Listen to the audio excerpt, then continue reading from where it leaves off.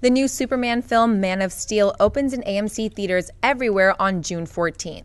We all know that the last time we saw Kal-El on the big screen was in 2006 in Bryan Singer's Superman Returns. But did you know that instead of Singer's version, we almost had a different Superman movie written by Star Trek and the upcoming Star Wars director J.J. Abrams? The movie was going to be titled Superman Flyby and was going to have Rush Hour director Brett Ratner and later McGee as director. Recently, Abrams talked about his Superman script and what it was going to be about. The thing that I tried to emphasize in this story was that if the Kents found this boy, Kal-El, who had the power he did, he would have most likely killed them both in short order. And the idea that these parents would see, if they were lucky to survive long enough, that they had to immediately begin to teach this kid to limit himself and not to be so fast, not be so strong, not be so powerful. The result of that psychologically would be fear of oneself, self-doubt, and being ashamed of what you were capable of. Extrapolating that to adulthood became a fascinating psychological profile of someone who was not pretending to be Clark Kent, but who was Clark Kent, who had become that kind of a character who was not able or willing to accept who he was and what his destiny was. John, do you think JJ's take on Superman would have been any better than Superman Returns was? I think it would have been just as good, but equally as rejected by the fans. And here's what I mean by that. I still contend that Superman Returns was a very good movie. It was a very good movie. The problem was, it was not a good comic book movie.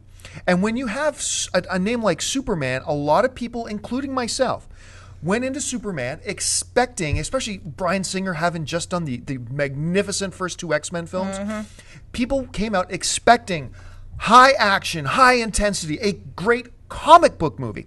But what was Superman Returns? It was a character study of a god man who doesn't know his place in the world.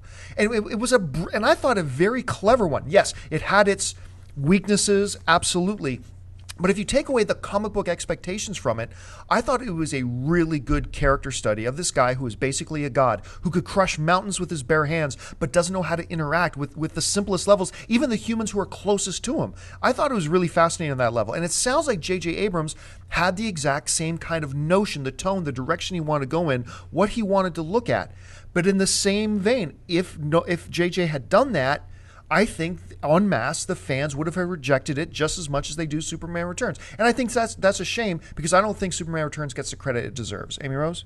Yeah, I also didn't think it was a disaster, and I think you made a really good point. I mean, look at how far we've come with these type of superhero films. Just the production value, the cast, everything has accelerated. And Brandon Routh, he really got a lot of negativity, and he did not deserve that. I'm going to go on a limb right here and say this. Yeah. Like I've said this before, I will say it again. Brandon Routh was a better Superman than Christopher Reeve. Whoa! Go ahead, say what you want. Whoa! It's true. It's absolutely true. And I love Christopher Reeve, but Routh was a wonderful Superman. Anyway. Yeah, I agree. And I think that, again, it's one of those things. If the script isn't good, it doesn't matter how good you are. It's just destined to fail. I love JJ. I think that he obviously really understands the world that we need, these superhero films to become, especially as large as Superman. But with McGee directing, I don't think so. I do not think so. He was not the one to do it. Now, based on everything I've seen of Man of Steel, I cannot wait for that film. It looks like they're really trying to show that side of Clark Kent Superman and how sad of a character he is and how he's really just trying to fit in, and he's exiled on Earth, and it's just, I really think they're going to show that side of it as well. So I cannot be more excited. Hey everyone, if you liked this video, click that thumbs up button and make sure to subscribe to our AMC Movie News YouTube channel. It's free and helps you stay up to date with all the latest movie news, as well as our daily AMC movie talk show. Also, make sure that you follow us on Facebook and Twitter to stay up to date with all of our special promotions, contests, and prize giveaways.